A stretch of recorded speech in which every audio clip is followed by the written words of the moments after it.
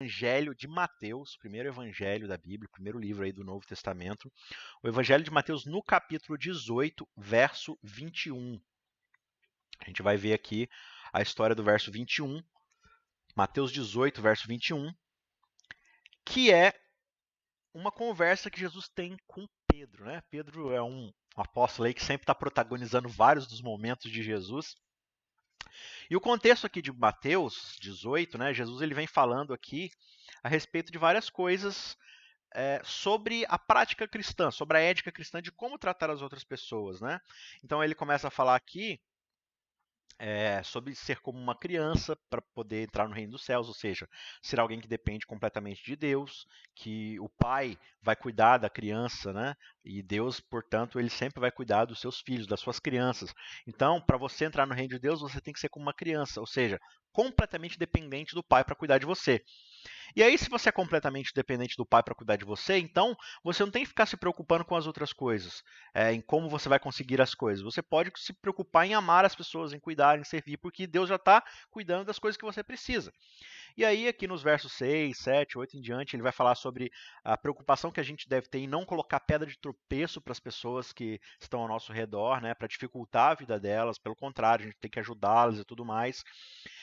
No verso 10, Jesus vai falar para não desprezar aquelas pessoas que estão desgarradas, ou seja, que por alguma razão saíram do convívio da comunidade de Deus, de Jesus ali. Então tomem cuidado, né? Se um homem tiver 100 ovelhas, Jesus diz, e perder uma, será que ele não vai deixar as 99 lá na aprisco, não vai correr atrás daquela uma? Então a gente tem que ser assim como igreja. A gente tem que se preocupar com aquelas pessoas que, por um acaso, se desviaram, não sei, alguém tratou mal, ou simplesmente ela se rebelou, não sei, qualquer coisa pode ter acontecido, mas é nosso dever cuidar dessas pessoas, né? E a gente estaria mais preocupado com elas se a gente não estivesse tão preocupado com nós mesmos.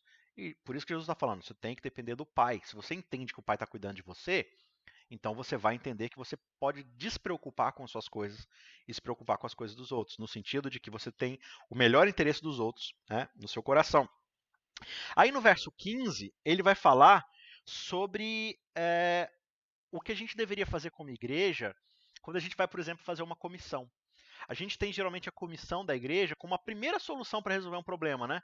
A gente já procura o pastor, pastor, fulano de tal fez tal coisa. A gente deveria levar ele na comissão e disciplinar ele. Só que Jesus fala assim, comissão é o último dos casos. O que você deveria fazer? Se o teu irmão pecar contra você, vá a ele em particular e converse com ele. Então, antes da gente ir para a comissão, a gente deveria ir lá no nosso irmão e falar assim, irmão, por que o senhor fez isso, tal? Estou te dando uma chance aqui de o senhor reconhecer o que fez, me prejudicou. Será que foi por alguma coisa que eu fiz que eu tenho que pedir perdão também, tal? Será que não dá para resolver? Ele vai falando assim, só que se não acontecer dele te ouvir, aí você leva mais 2 ou 3 pessoas, né, para elas tentarem ali, de novo, não é para incriminar a pessoa, é para tentar resolver o problema e tal. E depois de todas essas etapas, você não conseguiu resolver, se a pessoa ainda está dura de coração, aí você leva a situação para uma comunidade para poder resolver. E, de novo, não é para punir a pessoa meramente, mas como é que a gente pode fazer esse irmão compreender que errou, melhorar? Será que ele está precisando de alguma coisa para ajudá-lo nesse processo? Então, assim, pessoas que falham conosco devem ser motivo do nosso perdão, do nosso cuidado, da nossa prestação de serviço cristão a elas, né? E aí, Jesus fala todas essas coisas, se alguém sair do meio de vocês, tal, fugir, tal, vai atrás dela, tenta recuperá-la. Se alguém pecar contra você, vá atrás dessa pessoa e tente resgatá-la, tente cuidar dela, tente amá-la, né? Tente fazer alguma coisa para ajudá-la. E aí, Pedro, ouvindo tudo isso, ele chega no verso 21 do capítulo 18 de Mateus, vira para Jesus e pergunta o seguinte: Senhor, o senhor está falando aí sobre perdoar, sobre servir as pessoas que prejudicam a gente, né? Deixa eu te fazer uma pergunta, Jesus. Não é por nada não, mas só uma curiosidade rápida aqui. Até quantas vezes que o meu irmão pecar contra mim, eu tenho que perdoar ele? Senhor, é bonito esse negócio de perdão mesmo, só que quantas vezes eu devo perdoar meu irmão? Assim? Quantas vezes ele vai pecar contra mim e eu vou ter que perdoá-lo? Será que é 7 vezes, Senhor? Até umas 7 vezes, tá bom? É interessante desse verso que existia, de novo, a gente falou aqui na lição sobre tradição, né? E existia uma tradição entre os fariseus e rabinos de estudar a Bíblia, e interpretar a Bíblia de acordo com sua própria vontade, né? E quando você vai lá em Amós, no livro de Amós, lá diz assim que Deus perdoa 3 vezes e a quarta vez ele ainda demonstra sua graça. É um verso poético, né? Ele quer dizer que Deus ele é compassivo conosco. Só que na cabeça de tradição dos fariseus, eles olharam para o texto de Amós, né? Deus perdoa 3 vezes e a quarta vez ele demonstra sua graça. E aí eles pensaram assim: bem, o ser humano não pode ser superior a Deus. Então, se Deus perdoa até 4 vezes, o ser humano pode perdoar no máximo 3. Então, 3 é o limite que a gente pode perdoar alguém, certo? Então, até 3 vezes a gente deve perdoar uma pessoa que pecou. Depois disso, aí já tem que, né? Já tem que ver e resolver o problema com a pessoa, certo? Só que assim, Pedro já convivia com Jesus há um certo tempo, né? E ele sabia que Jesus não era um desses minimalistas que fica pensando assim, não, qual que é o mínimo que eu tenho que fazer? E aí, assim, Pedro olha para essa tradição rabínica e pensa assim, não, eu vou ser generoso. Os caras perdoam 3 vezes, eu vou dobrar essa meta, né? Quando a gente alcançar a meta, a gente dobra a meta. Então eu vou dobrar essa meta para 6, ainda vou acrescentar mais um, assim como Amós coloca lá mais um. Então, em vez de 3, eu vou perdoar 6 vezes e a 7ª eu vou demonstrar minha graça. Então, Jesus, quantas vezes eu devo perdoar meu irmão? Umas 7 vezes está bom, né? E aí Jesus fala assim: olha, Pedro, não te digo que você perdoe até 7 vezes, mas 70 vezes 7. Né? E é bem interessante essa fala de Jesus, porque se você lembrar bem, quando a gente vai lá para o Gênesis, na queda do ser humano, quando você vai ver a história de Caim e Abel, Caim ele mata o seu irmão na violência e Deus fala assim para Caim: Caim, eu vou te proteger para que ninguém te mate. Então, se alguém te matar, se alguém te prejudicar, se alguém te ferir, eu vou castigar essa pessoa 7 vezes mais. Né?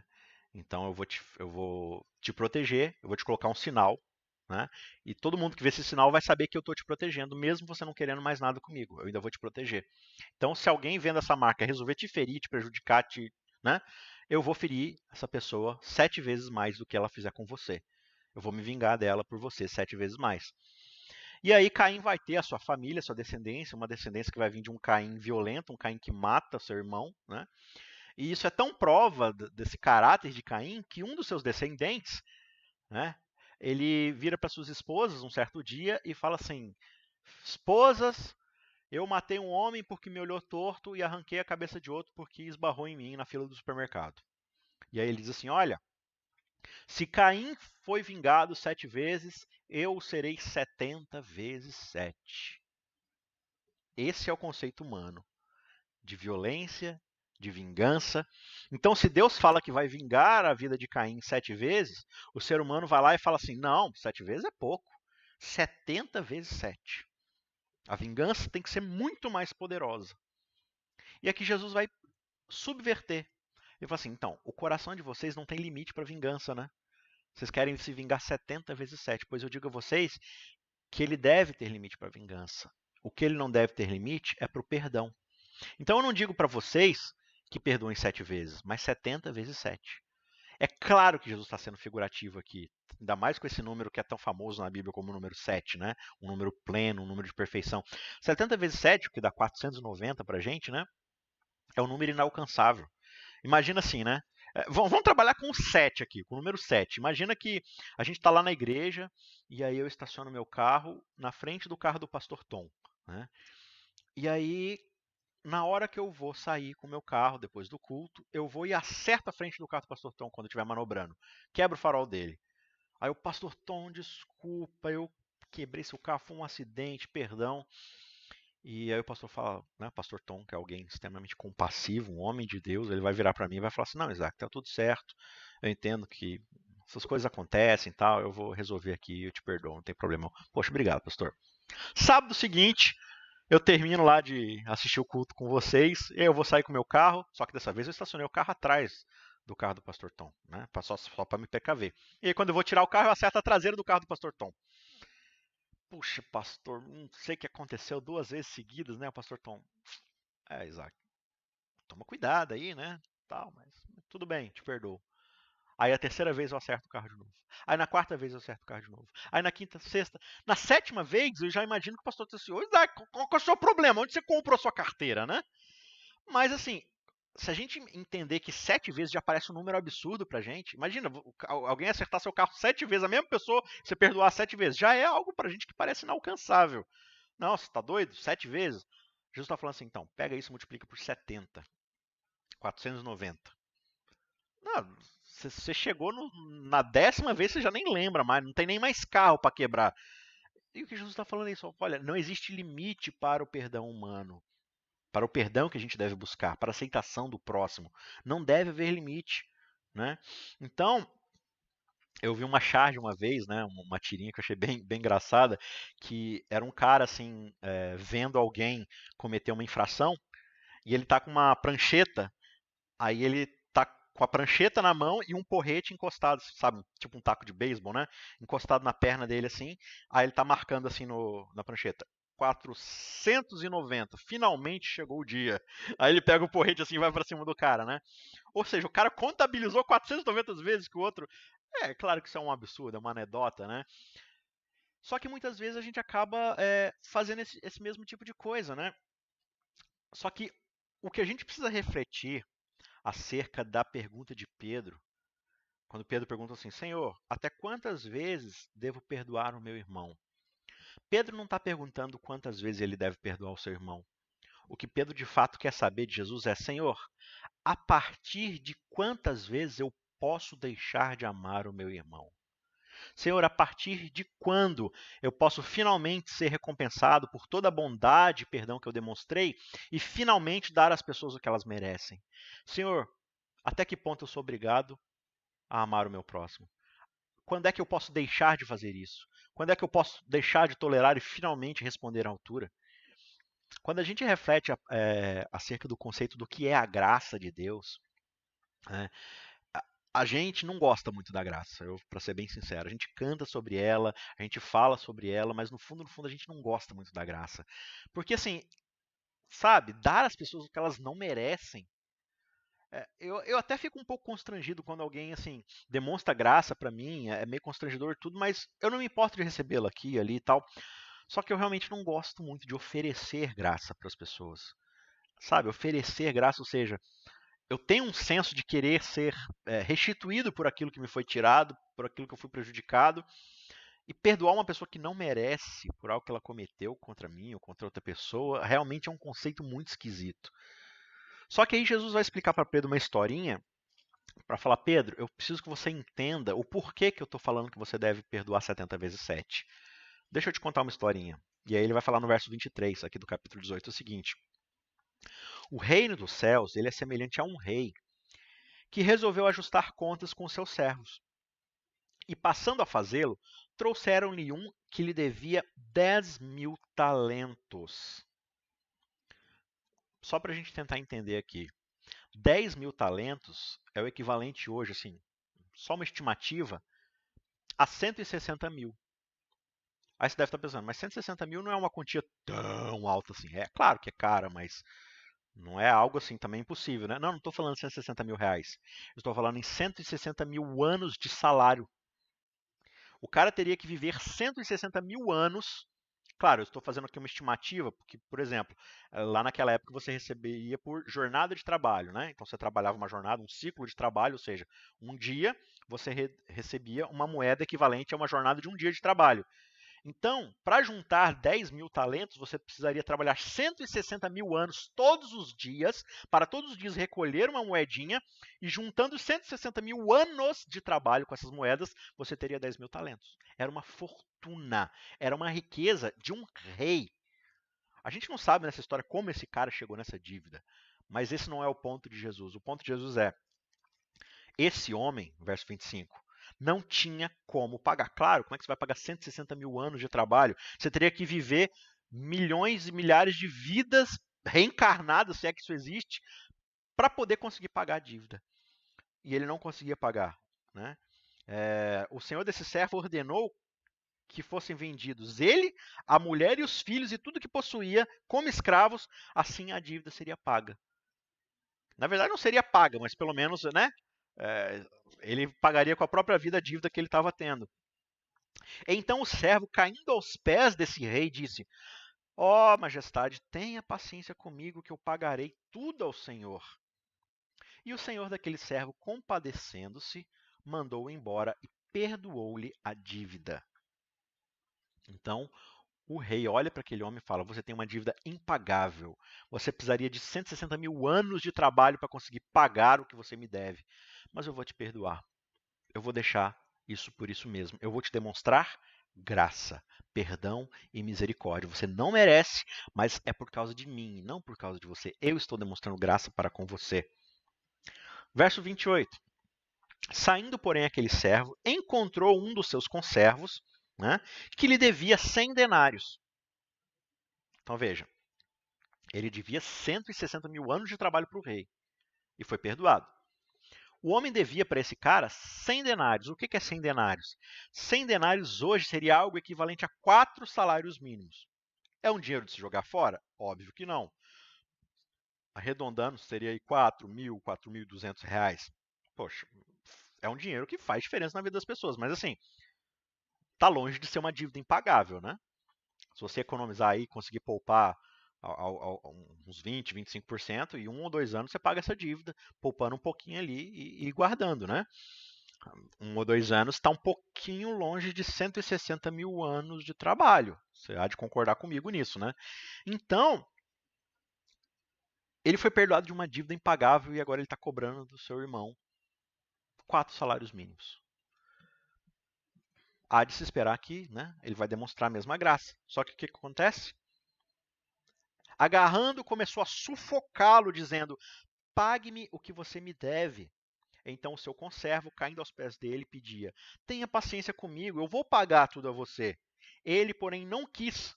Pelo contrário, foi e lançou aquele homem na prisão até que saldasse a sua dívida. Vendo seus companheiros o que havia acontecido, ficaram muito tristes e foram relatar ao senhor rei tudo o que havia acontecido. Então o rei, chamando aquele servo, disse: seu servo mau, eu lhe perdoei aquela dívida toda porque você me implorou. Será que você também não devia ter compaixão do seu servo, assim como eu tive compaixão de você? E, indignando-se, aquele rei entregou o servo aos carrascos, até que lhe pagasse toda a dívida. O que não vai acontecer, porque são 160 mil anos. Assim também o meu Pai, Jesus diz, que está no céu, fará com vocês, se no íntimo vocês não perdoarem cada um dos seus irmãos. E foi assim que Pedro aprendeu que não existe nem nunca existirá um limite ou um tempo quando a gente pode deixar de amar o nosso próximo e deixar de estender a graça de Deus para as outras pessoas. Essa é a grande verdade a respeito do cristianismo, do evangelho. Não existe lição, não existe limite, não existe um limite para o amor cristão. Né? Pedro está perguntando, Senhor, quando é que eu posso parar? Pedro, deixa eu te contar uma coisa. Todos vocês, seres humanos, vocês têm uma dívida impagável para com Deus. Essa dívida precisa ser paga com a própria vida. Não foi isso que foi falado para Adão? O dia que vocês comerem, vocês vão morrer, porque o salário do pecado é a morte. Então, se vocês foram perdoados de algo que custa a vida de vocês, o que, que é? Um dano material? Um dano patrimonial? Um dano no nome, no humor? Alguma coisa que o cara fez que eu não gostei? O que, que é isso frente a algo que custa a vida de vocês? E o Deus que está nos céus, ele enviou a mim para morrer por vocês, para pagar essa dívida de sangue, de vida que vocês tinham que pagar. Esse é o conceito da graça de Deus, da graça bíblica. Se eu recebi uma graça de Deus que pagou e perdoou a minha vida, que me fez viver, que me impediu de ser morto, poxa, se eu recebi esse tipo de graça, qual que é a consequência natural quando eu vou me relacionar com as pessoas que me devem alguma coisa? Ou que pelo menos que eu julgo que me devam alguma coisa. Será que eu não deveria estender essa mesma graça? Será que eu não deveria estender esse mesmo amor para essas pessoas? Será que existe de fato um limite que eu devo ter para amar de fato as pessoas? Né? Qual que é o grande problema? Quando a gente estuda um pouco mais sobre Deus, a gente vai perceber que o centro, a essência, o íntimo de Deus é o amor. Essa é a grande verdade que a Bíblia nos conta lá em João. 1 João 4,8. Deus é amor. Né? A Bíblia não usa outro tipo de ser para Deus. Ele fala que Deus é glorioso, fala que Deus é justo, né? Fala que Deus é santo. Então todas essas são características. Mas quando ele fala do amor, ele não fala que Deus é amoroso, até fala, normal. Mas ele fala que Deus é o amor. Ele fala Deus é a justiça, Deus é a glória, Deus é a santidade. Ele é santo, ele é justo e tal, mas quando fala do amor, ele não é Deus amoroso, é Deus é amor. Quando você fala de amor, a concepção básica de amor é Deus. É o que Deus é. E se nós fomos criados à sua imagem e semelhança, o que isso deveria nos trazer de reflexão a respeito do que é o amor em nós? De como deveríamos amar? Quando você vai estudar os livros de Ellen White, quando você pega, por exemplo, lá o Conflito dos Séculos, que é aquela série de 5 livros, né? Lá em Patriarcas e Profetas, que é o primeiro livro da série, a primeira expressão que Ellen White começa a coleção, o primeiro parágrafo do primeiro livro, o primeiro verso, as 3 primeiras palavras são Deus é amor. Quando você vai para o último livro da série, O Grande Conflito, o último parágrafo, a última linha, as 3 últimas palavras são Deus é amor. É como se fosse aspas. Ela começa, a partir de aqui eu vou descrever como Deus é amor. E quando ela termina o Grande Conflito, é como se ela estivesse dizendo, aqui eu concluo para que vocês tenham entendido que Deus é amor. Então, tudo que está nesses 5 livros são para explicar que Deus é amor. Esse é todo o objetivo da série de Ellen White, mostrar que Deus é amor. Agora, é exclusivo de Ellen White isso? Ou será que todo o objetivo da Bíblia não é justamente mostrar o quanto Deus é amor? Esse tema do amor de Deus e o amor de Deus em nós é o tema central do Grande Conflito. Não é marca da besta, não é o sábado, não é nada disso. É o caráter de Deus, é o seu amor. Só que quando a gente fala de amor, a gente tem esse conceito romântico de malhação, de Netflix, de Hollywood, de amor romântico, né? De amor coleguismo. Não, amor é esse amor sacrificial, esse amor que abre mão de tudo que eu tenho, de que eu sou, para poder servir o meu próximo, para poder amar de fato, me sacrificando pelo meu próximo. Então, qual que é o problema? A gente não entende o amor porque a gente não entende a lei de Deus. A gente não entende o caráter de Deus. Quando a gente fala, por exemplo, de pecado, que é a transgressão da lei, a Bíblia diz que o pecado é a transgressão da lei, a nossa compreensão da lei é uma fragmentação em pequenas açõezinhas negativas. Ou seja, lei são as coisas que eu não posso fazer. Porque, afinal de contas, os 10 mandamentos foram escritos assim: não mate, não roube, não tenha outros deuses, não quebre o sábado, não dirás o nome do seu teu Deus em vão, não farás parte mais de esculturas, honra teu pai e tua mãe, talvez seja o único ali que não tem um não no começo, né? Mas não mate, não roube, não adultere, não cobice, não minta. Não, não, não, não, não, não, não. Então a lei é um fragmento de várias não ações, várias coisas que eu tenho que deixar de fazer.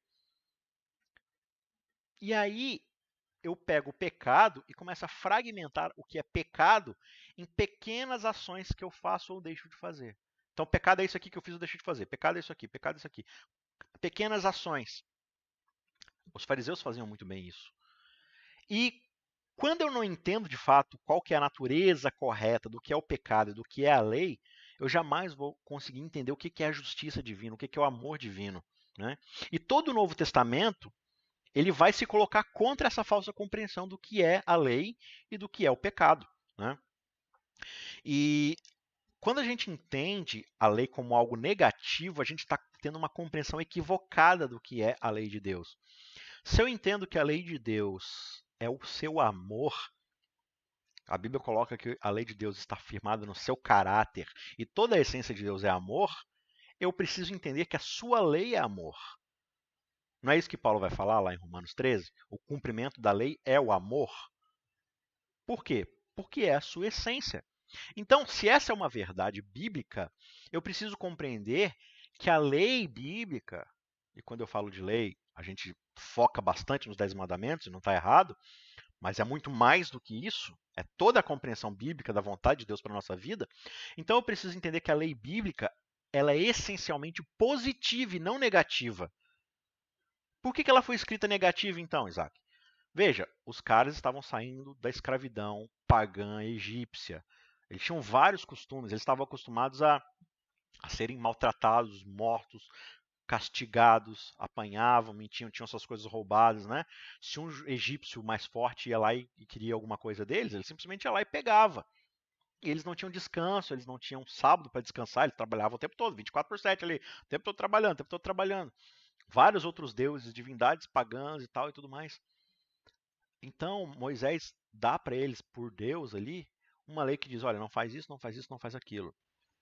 Só que tem uma coisa, por a lei estar escrita nesse formato, a gente tem a tendência de que a limitação da lei são os nãos que a lei nos oferece. Não faz isso, não faz isso, não faz isso. Então, qual que era a compreensão do fariseu? Justamente ele fragmentava o pecado nessas pequenas ações. Então, logo eu não faça isso, eu estou livre do pecado. Por isso que na cabeça deles eles eram pessoas impecáveis e impolutas. Porque eles decidiram na cabeça deles, limitando o que é pecado, e já que eles não cometiam essas coisas, eles não eram pecadores. E pecadores não, pessoas que não são pecadoras não precisam de graça e de misericórdia. Por isso que eles rejeitam a Cristo com tanta facilidade, porque na cabeça deles eles são perfeitos. Né? E aí o que, que acontece? Jesus ele vem justamente para quebrar esse conceito na cabeça de todo mundo. Ele vem reestruturar a ideia do que é a lei para mostrar que a lei, o foco principal da lei não é só a negatividade, das coisas que você deixa de fazer, mas propriamente as coisas que você deve fazer. A lei ela é propositiva. Então, eu tenho um não matarás. O que esse não matarás está me dizendo? Olha, o limite da iniquidade do ser humano é matar. Só que antes de não matar, tem um outro universo gigantesco de infinitas possibilidades, onde eu pego a minha própria vida e não só não tiro a sua vida, como eu dou minha vida para você, te servindo, te amando, te ajudando, conversando com você. Quando você precisar, eu estou aí para você. Sabe, se eu estou preocupado em oferecer toda a minha vida para você, e eu tenho você como um ponto principal da minha existência, perceba como é que eu estou distante, centenas de quilômetros, do mandamento não matar. Se eu estou preocupado em sacrificar minha própria vida com você, eu já estou a quilômetros de distância da ideia de tirar a tua própria vida. Então, o foco aqui do não matarás é o limite da iniquidade humana. E Deus não nos criou para vivermos no limite da iniquidade humana, Ele nos criou para vivermos na plenitude do seu amor. Então, quando a gente se foca demais nessa ideia de as coisas que eu não posso fazer, as coisas que eu não posso fazer, a gente deixa de se focar nas coisas que a gente foi criado para fazer. Essa era uma convicção muito própria dos fariseus daquela época e, infelizmente, é uma compreensão muito própria da nossa vida hoje. Quer ver? Dando sequência aqui no texto, né? A gente terminou de ler aqui o capítulo 18. Quando a gente vai para o capítulo 19 de Mateus, comecinho aqui tem uma discussão de Jesus sobre o divórcio, depois uma questão aqui com as criancinhas, e aí vem o jovem rico. No sábado passado, quem quiser, lá no meu canal, eu fiz uma live sobre essas 3 conversas de Jesus aqui, sobre o divórcio, sobre as crianças e sobre o jovem rico. E só que eu fiz na ótica de Marcos 10, está lá no canal, se você quiser assistir depois, fique à vontade, tá bom? Mas quando a gente chega aqui no verso 16, eu queria me focar novamente aqui na história do jovem rico, para ilustrar esse ponto da negatividade da lei e tudo mais. Olha o que acontece aqui. Verso 16. Eis que alguém, aproximando-se de Jesus, perguntou: Mestre, o que eu farei de bom para alcançar a vida eterna? Jesus respondeu: Por que você me pergunta a respeito do que é bom? Bom só existe um. Jesus está falando assim, você está falando assim, o que eu posso fazer de bom? Eu falei, cara, você não produz bom. Bom é Deus. Entendeu? Então, assim, olha para Deus e veja se o que você produz é bom o suficiente, né? Bom só existe um. Só que se você quer entrar na vida, guarde os mandamentos. Perceba que Jesus não falou quais mandamentos. Jesus falou assim: guarde os mandamentos. Faça a vontade de Deus. Siga as orientações divinas. E aí, o jovem fala assim: quais, Senhor? Quais são esses mandamentos? Né? Tipo assim, fala aí o que eu não fiz ainda. Fala aí o que eu preciso fazer, ou deixar de fazer. Jesus, então, usando uma técnica rabínica, ele vai se nivelar, ele vai sair do seu pedestal de entendimento e vai se nivelar à compreensão daquele jovem rico. E ele vai falar na linguagem que aquele jovem entenda. Então ele diz: olha, não mate, não cometa adultério, não roube, não minta. Honra seu pai e sua mãe e ame o seu próximo como você ama a si mesmo. O jovem diz assim: Senhor, mas eu já faço tudo isso. O que é que me falta? Poxa, Senhor, se for isso daí mesmo, eu já faço. Eu não mato, eu não roubo, honro meu pai e minha mãe, não minto. Só que Jesus fala uma coisa: ama o teu próximo como você ama a si mesmo. Esse é um mandamento muito mais amplo do que não mate, não roube. O que é amar o meu próximo? Aí a gente entra de novo na natureza propositiva do amor da lei. Qual que é a limitação do amor? Pedro já descobriu no capítulo 18 que não existe limite para o perdão. Será que existe limite para o amor? Será que Deus tem um limite para o seu amor? Então, quando Jesus fala assim, ama o seu próximo como a si mesmo, o jovem diz, Senhor, mas eu já observo tudo isso. Agora sim Jesus vai sair do nível dele de novo, porque Jesus se rebaixou ao nível daquele jovem, e agora Jesus vai voltar para o seu próprio nível para ampliar a cabeça daquele jovem e falar assim, tá bom, você diz que ama o seu próximo como você ama a si mesmo, né? Veja, se você quer ser perfeito, vá, venda os seus bens, dê o dinheiro aos pobres e você terá um tesouro nos céus. Depois disso, venha e siga-me. O que Jesus está falando assim? Olha, você está me dizendo que você ama o seu próximo como a si mesmo, certo? Sim, senhor, amo o meu próximo como a mim mesmo. Se você ama o seu próximo como a si mesmo, jovem, se você quer demonstrar isso de forma perfeita, de forma plena, de forma ampla, já que você ama eles como a si mesmo, pega o dinheiro que é teu e ofereça para eles como a si mesmo. Né? Se você ama eles como a si mesmo, você pega o que é seu e dá para eles, porque, né? Você ama, se você acha que você é digno desse dinheiro, então você ama eles como ama a si mesmo, você acha que eles também são dignos do teu dinheiro. Então pega o que você tem, divide com eles, e aí você você vai estar tendo uma compreensão perfeita do que é amar ao próximo. A gente já vai conversar um pouco mais sobre essa palavra perfeito aqui, mas antes disso, eu queria que a gente entendesse isso daqui. Perceba, quando a gente fala de amor, e às vezes alguns pregadores vão no púlpito e falam assim, não, a gente tem que falar mais sobre o amor. E aí tem muitos irmãos zelosos na igreja, com pouco de paciência, né? Com pouca paciência, que diz assim, esses pregadores só querem falar de amor. Amor é água com açúcar. Tem que falar da lei. Tem que falar da lei, da doutrina, da teologia. Esse negócio de amor aí é blá blá blá, é água com açúcar. Veja, com todo respeito a essas pessoas, o que Jesus está falando aqui não é que tem que falar da lei ou tem que falar do amor. O que Jesus está falando é o que é guardar a lei? Para Jesus, guardar a lei é amar ao seu próximo como a si mesmo.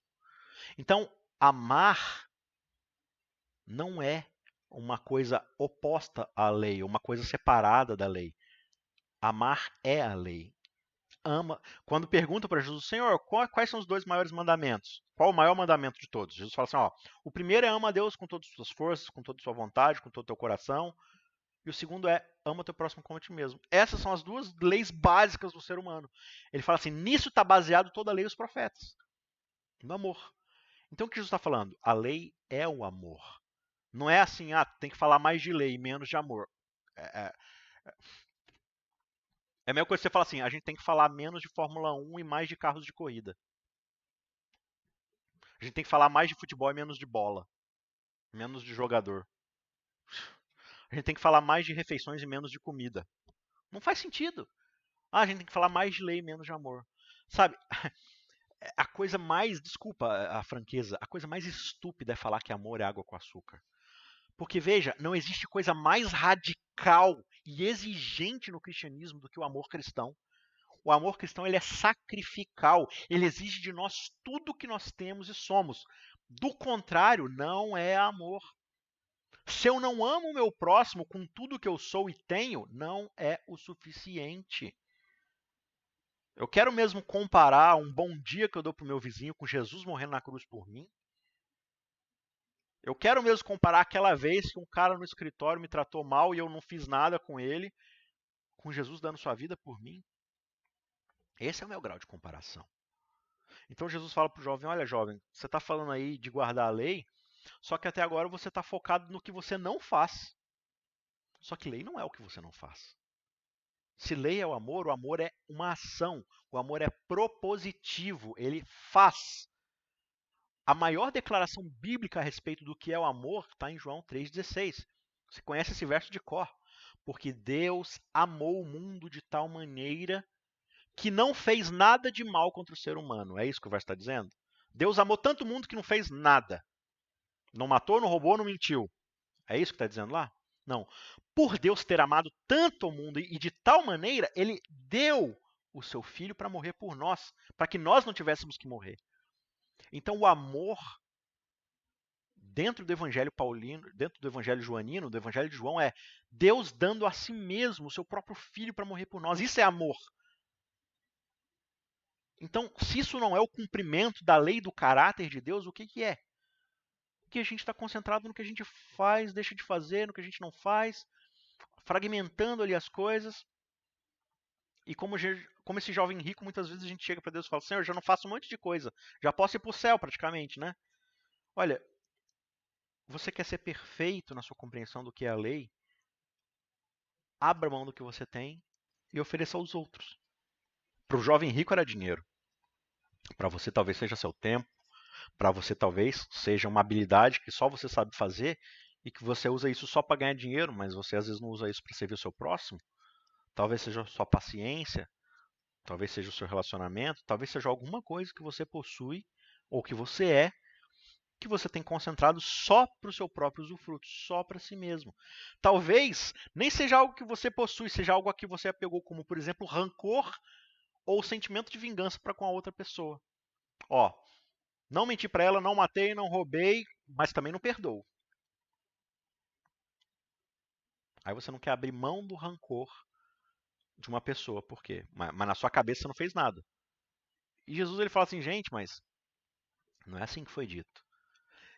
E o que acontece? Aquele jovem, ele ouve o que Jesus tinha para falar e ele vai embora triste, porque ele não queria abrir mão do que ele tinha. Esse jovem guardador de mandamentos não cumpria a lei de Deus. Ele tinha essa compreensão que nós temos muitas vezes, de que a justiça de Deus ela é uma compreensão limitada do que eu devo ou não fazer. Sabe? Ele não tinha essa compreensão de que a justiça de Deus não tem limites para o quanto a gente deve se importar com as pessoas. Ele se focou na negatividade dos mandamentos e parou de se focar na positividade da lei do caráter do amor de Deus. Ele era bom em não fazer isso e não fazer aquilo, mas ele não estava pronto para esse alcance limitado da lei de Deus em todas as áreas da nossa vida. E vamos combinar, é extremamente desconfortável pensar que não existe limites por amor de Deus. É uma coisa assim que deixa a gente desesperado, porque não existe limites. Não existe limites para a compreensão do amor de Deus. Eu falei que a gente ia conversar um pouco mais sobre essa ideia do que é ser perfeito. Né? Jesus fala assim, olha, se você quer ser perfeito, vende os seus bens, dê dinheiro aos pobres, você terá um tesouro no céu. Então, Jesus está falando então que a perfeição humana é alcançável, assim, você vai ficar inculpável, você não vai fazer nada que a lei. De novo, a gente vai para uma compreensão fragmentada de lei e de mandamentos. Para a gente entender melhor o que Jesus quer dizer com perfeição, a gente precisa ver o próprio Jesus falando sobre perfeição.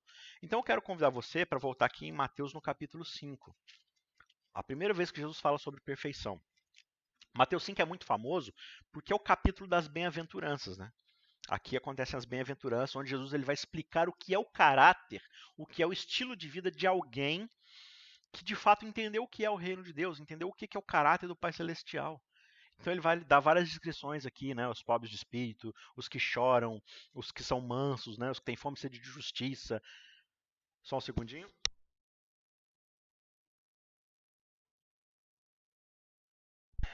Perdão, estava segurando esse espirro tem tempo já. Então, aqui ele vai dar essas descrições do caráter de alguém que de fato é verdadeiramente feliz, porque entendeu o propósito de alguém que vive no reino, né? E aí ele vai falar a respeito desse estilo de vida na prática. Olha, esse estilo de vida, ele vai entrar dentro de nós e vai nos transformar para viver de uma forma diferente.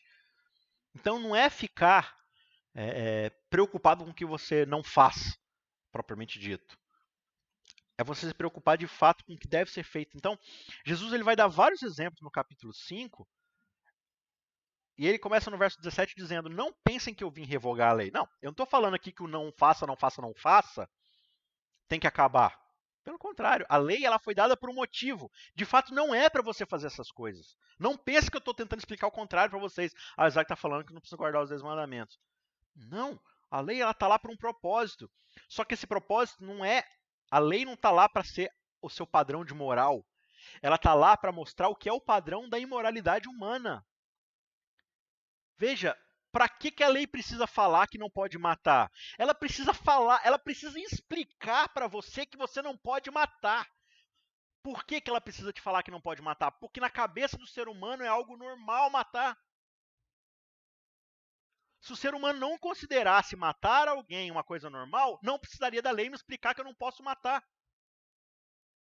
Se mentir não fosse algo tão natural do caráter e moral do ser humano, para que a lei precisaria avisar a gente? Não pode. Não pode mentir. A lei só está lá porque a gente é mau. Porque o nosso coração é pecaminoso.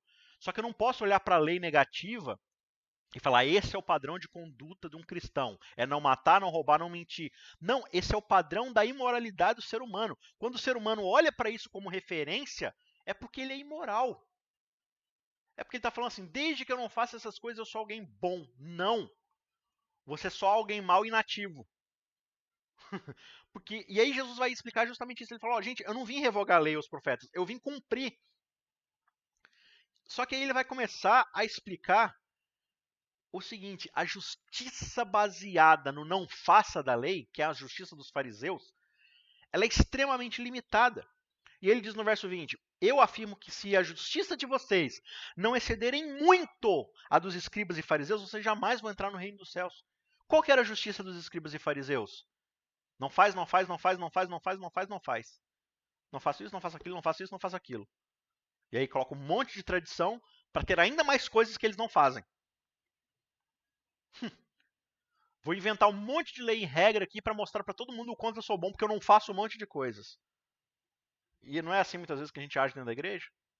E a gente condena os outros, ele faz tal coisa, eu não faço. Então. E aí Jesus começa a falar várias coisas aqui no capítulo 5. Olha, vocês ouviram o que foi dito. Então, vocês ouviram o que foi dito a respeito da lei? A lei dizia não mate. Só que eu estou aqui para cumprir a lei. E o que é o cumprimento da lei? Então, quando você começa a falar mal de alguém pelas costas, quando você deseja o mal do seu irmão no seu coração, é a mesma coisa que você estivesse matando ele. Sabe por que você não matou? Porque se você matar, a sociedade vai te prender e vai te julgar. Mas se não fosse isso, você teria matado. Se dependesse do teu coração, você já matou. Perdão? Você já matou essa pessoa no seu coração. Então, o que é cumprir a lei e os profetas para Jesus? Não é não matar. É promover a vida. É garantir o bem-estar de uma pessoa. Isso, de fato, é cumprir a lei. Né? Ele diz assim, portanto, se você estiver trazendo a sua oferta ao altar e lá lembrar que o seu irmão tem algo contra você, deixe diante do altar a sua oferta e vá primeiro reconciliar-se com o seu irmão e então volte e faça a sua oferta. Olha que interessante, uma coisinha besta aqui que a gente deixa de lado e vive nossa religiosidade. Né? O que é uma oferta? Oferta não é algo que eu dou para Deus como gratidão por ele ser o meu pai, por ele cuidar de mim. Então, como é que eu dou uma oferta em representação ao fato de que eu estou agradecido porque Deus cuida de mim, sendo que eu não me importo com meu irmão? Senhor, eu te agradeço que o Senhor é um Deus de amor maravilhoso. Observação, eu odeio meu irmão, mas aqui está minha oferta. Cara, que gratidão é essa que não faz sentido na prática? Ok, você está dizendo que você ama seu irmão, que você é agradecido a Deus, mas você não ama seu irmão, que é a imagem e semelhança de Deus. Então Jesus está falando assim, olha, não é assim que funciona. Não é assim que funciona. Vocês ouviram o que foi dito, não mate. Eu estou dizendo para vocês, olha, tem muito mais na vida cristã do que não matar. Promover a vida, o perdão, se sacrificar pelos outros. Vocês ouviram o que foi dito, verso 27, não cometa adultério. O que é cometer adultério? É se deitar com um homem ou uma mulher e ter relações com ela fora de um casamento. Esse é adultério. Vocês ouviram o que foi dito. Eu, porém, vos digo, se você olhar para uma mulher ou para um homem com intenções impuras no seu coração, dentro do seu coração você já está pecando. Você só não deitou com ela por falta de oportunidade. Você só não fornicou com ele por falta de oportunidade. Mas se dependesse de você, você já teria feito. Você só não fez por convenções sociais, por limites éticos. Mas no seu coração você queria. Se você queria, isso só mostra o quanto você é pecador. Isso só mostra que a lei tem que estar lá, porque se dependesse do seu coração, você já estava lá fornicando. Então a lei tem que te avisar que você não pode. Mas se você tivesse concentrado na lei do caráter de Deus, na essência do seu amor, você já estaria pensando, poxa, esse homem, essa mulher, é a imagem e semelhança de Deus. Eu tenho que tratá-lo como fruto da criação divina e não como algo que existe para o meu prazer egoísta, para me satisfazer. Sabe? E ele começa a falar sobre várias outras coisas, sobre divórcio, sobre juramentos, sobre a vingança. Sabe? Vocês ouviram o que foi dito, olho por olho, dente por dente. Retribua cada um na medida do que foi feito. Ele falou assim, não, perdoa. Sabe? Se alguém bater você, oferece a outra face. Se alguém roubar teu casaco, oferece a túnica. Se um soldado vier mandar você andar 1 milha, caminha 2. Não fique aqui no limite do que te obrigam a fazer. Exceda, vá além da justiça dos fariseus, dos mestres da lei. Ele fala assim, olha, vocês ouviram o que foi dito no verso 43. É para amar o seu próximo e odiar seu inimigo. Essa é a lei que os fariseus e a sabedoria popular estabeleceu ao longo dos anos. Você deve amar o seu próximo, sim, mas os inimigos é para você odiar. Eu, porém, lhes digo, amem os seus inimigos e orem por aqueles que perseguem vocês. Jesus está pegando o sarrafo da lei, fazendo isso aqui, ó. Está muito acima. E quando Jesus, perceba, não é algo fácil. Quando Jesus fala assim, a justiça de vocês tem que exceder a dos fariseus, os caras se olham e falam assim, cara, mas os fariseus são perfeitos. A justiça dos fariseus é incrível. Os fariseus, eles estão muito acima da condição média dos religiosos judeus. Os fariseus são a elite do cumprimento da lei. Jesus fala assim, vocês têm que ultrapassar isso. Vocês têm que ir além. Os caras já estão assim, mas isso é impossível. Ah, é? Então Jesus começa a explicar tudo isso. Né? Para vocês demonstrarem que são filhos do Pai que está nos céus, vocês precisam amar os seus inimigos. Então, como é que eu sei que eu sou filho de Deus? Jesus fala assim, quando você ama seu inimigo e ora por aquele que persegue você. Lá nas bem-aventuranças, o que Jesus diz? Ele diz aqui, ó, bem-aventurados os pacificadores. Por quê? Porque serão chamados filhos de Deus. Ora, por que um pacificador é considerado filho de Deus? Por que quando eu amo aqueles que me odeiam e me perseguem, eu posso ser considerado filho de Deus? Veja, naquela época, um filho era conhecido pela profissão do seu pai. Então, o Pedro era filho do Simão pescador. Então, era Pedro, filho do pescador. Sei lá, Lucas era filho do médico. Então, é Lucas, o filho do médico. Então, o filho geralmente ele seguia a profissão do seu pai. Não é que nem hoje que a gente tem muitas opções. Se o cara nascia no açougue, o filho dele ia ser açougueiro. Então, como é que Jesus era conhecido naquela época? O carpinteiro. Porque seu pai, José, era carpinteiro. Então, esse é o Nazareno carpinteiro. Por quê? Porque o pai dele é carpinteiro, então ele é filho de carpinteiro. O que Jesus está falando aqui, ó, você quer ser conhecido como filho de Deus? Você vai ser reconhecido pela profissão de Deus. Qual que é a profissão de Deus? Ser pacificador. E o que é ser pacificador? Porque Deus amou o mundo de tal maneira que deu seu próprio filho para que todo aquele que nele crê não pereça, mas tenha vida eterna. Isso é pacificação. É você amar o outro acima de você mesmo, a ponto de não levar em conta que ele está te perseguindo, te traindo, te castigando. Não interessa. Você busca a paz. E assim você vai ser reconhecido como filho de Deus. Por que você vai ser reconhecido como filho de Deus? Por que o caráter de Deus é tão excepcional assim? E aí Jesus vai dizer, porque Deus ele faz o sol nascer sobre bons e maus. Ele não fala assim, ó, o sol hoje vai nascer, mas é só para quem se comportou, tá? Para quem não se comportou, o sol não vai nascer. Não, o sol nasce para todos. Ele faz cair chuva na plantação do bom e do mal. Não chove só na plantação do bonzinho. Deus ele é imparcial na sua bondade comum. Aquilo que depende dele para o ser humano, ele fornece para todos. E ele fala assim no verso 46, por que é que vocês só amam aqueles que amam vocês? Por que vocês só amam quem ama você de volta? Porque tem algo ali, tem uma troca, tem interesse por detrás. Eu vou amar ali porque eu recebo amor de volta. Mas quem não me ama de volta, mas eu não vou gastar meu amor mesmo. Não tem várias postagens assim hoje em dia que falam de autoestima, de autoajuda. Você tem que se amar mais a si mesmo, como se a gente já não se amasse. Como se a gente já não fosse egoísta o suficiente para só olhar para o nosso próprio umbigo. Sim, a gente precisa de alguém explicando que a gente deve se amar mais. Você já percebeu que não tem nenhum verso na Bíblia que diz que a gente tem que se amar mais? O mandamento é ama a Deus acima de todas as coisas e ao próximo como a ti mesmo. Ele não fala assim, ama a Deus acima de todas as coisas, ama a ti mesmo e ama ao próximo como a ti mesmo. Não tem esse outro mandamento aqui. Não são 3 mandamentos, são 2. Por quê? Porque a Bíblia já parte do princípio que o ser humano ama demais a si mesmo. A Bíblia não precisa te explicar que você deve se amar, porque você já se ama. Você já é para você mesmo a coisa mais importante do mundo. Então Jesus fala que, olha, se você amar as pessoas que te amam de volta, qual que vai ser a recompensa que você vai receber? O que de diferente você está fazendo?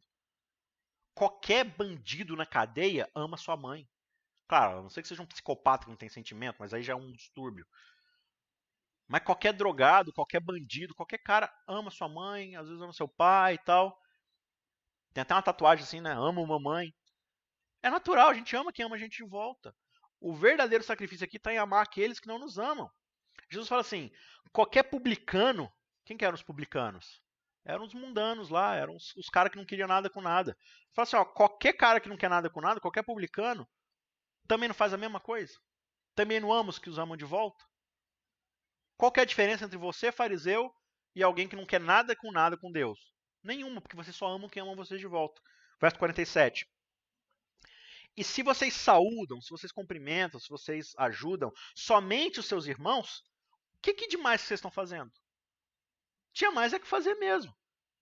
Os gentios, ou seja, agora Jesus não está nem falando dos judeus que não quer nada com nada, dos cobradores de impostos lá. Sabe os judeus, aqueles mundanos mesmo, aquelas pessoas que não são de Israel?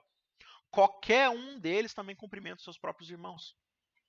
Eles fazem a mesma coisa. E aí Jesus termina o verso 48, o capítulo 5, explicando para nós o que é perfeição. Portanto, sejam perfeitos, como perfeito é o Pai de vocês que está nos céus. Jesus fala assim, ó, a justiça de vocês tem que exceder a da elite religiosa de vocês. Já colocou um alvo inalcançável. Alcançar os fariseus. E aí Jesus fala assim, então, eu levantei o sarrafo até aqui, né? Agora eu vou levantar o sarrafo até aqui, ó. Tá vendo onde é que tá? Não é pra ver mesmo, porque o sarrafo é Deus. Vocês precisam ser perfeitos, como perfeito é o Pai que está no céu. Ah, então aí que tá o ponto. A gente tem que guardar os 10 mandamentos perfeitamente. Então ele não pode fazer nada de errado. Jesus acabou de explicar aqui pra gente, olha, os mandamentos não é o que não é pra você fazer. Ele até tá lá, ele é uma referência sim, mas ele é uma referência do quão baixo o ser humano pode ir. Ele acabou de explicar aqui várias formas de você entender que a lei tá, muito acima. Não é para você se concentrar em não matar, é para você se preocupar em promover a vida. Não é para você se preocupar em não mentir, é para você se preocupar em ser um instrumento da verdade, em ser verdadeiro, íntegro, não só nas coisas que você fala, mas como você age. Muitas vezes a gente não fala uma mentira, mas a gente é dissimulado com as nossas ações. Seja verdadeiro em tudo que você é, em tudo que você faz. Não é simplesmente para eu não cobiçar a mulher do meu próximo, o homem do meu próximo, ou simplesmente alguém que pode não ter um cônjuge, tudo ali, mas eu vejo essa pessoa como algo que vai satisfazer meus desejos. Pelo contrário, eu enxergo valor nessa pessoa, eu sirvo. Sabe, se eu estou preocupado em pegar o que eu possuo para entregar para o meu próximo, quando é que eu vou me preocupar em ficar cobiçando o que ele tem? Sabe? E aí muitas vezes a gente até dá, mas a gente fica na barganha, esperando algo em torno de volta. Algo em troca. Jesus está falando assim, olha, por que Deus é perfeito? O que é o conceito de perfeição que Jesus está colocando? Perfeição é porque Deus não faz distinção entre quem merece e quem não merece. O nome disso é graça. O que é a graça? Se a graça fosse por merecimento, já não seria graça. Paulo vai dizer, não por obras para que ninguém se vanglorie. Se é por obras, não é graça, porque graça é presente, é favor imerecido. Se é imerecido, por que vocês estão tentando replicar o caráter de Deus, tratando bem só as pessoas que vocês julgam que merecem? Então Jesus ele coloca aqui um padrão maravilhoso, um padrão lindo. Eu me excedi demais aqui, passei bastante o tempo, tinha mais um ponto aqui, mas eu quero só terminar aqui com o ponto de João, no capítulo 14, verso 15. João 14, 15, para a gente encerrar, diz o seguinte: se vocês me amam, vocês vão obedecer meus mandamentos. A gente usa esse versinho nos nossos estudos bíblicos para dizer, né? Viu? Se você ama Jesus, tem que guardar os 10 mandamentos. Não pode matar, não pode roubar, não. Só que Jesus fala lá no verso 35 do capítulo 13 o seguinte: um novo mandamento lhes dou. Amem-se uns aos outros como eu os amei. Assim vocês devem amar também uns aos outros, para que todos saibam que vocês são meus discípulos, amando uns aos outros. Então Jesus começa dizendo assim, olha, eu dou um novo mandamento para vocês. Não é que ele é novo no sentido de que ele não existia antes. Eu estou simplesmente trazendo à tona algo que vocês esqueceram. Ama o próximo como a ti mesmo. Se vocês me amam, vocês vão amar o seu próximo. João vai dizer o seguinte, como é que você pode dizer que ama a um Deus que você não vê, se o irmão que está do seu lado e você vê, você não ama? Né? Não faz sentido. Então, Jesus fala, um novo mandamento eu dou para vocês, amem ao seu próximo como eu amei vocês. Como é que Jesus nos amou?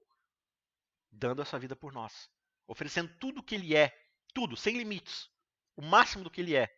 E aí quando a gente vai lá para o capítulo 15, no verso 12 de João, ele diz o seguinte, o meu mandamento é este, amem-se uns aos outros como eu vos amei. No verso 14 ele diz, vocês serão meus amigos se fizerem o que eu os ordeno.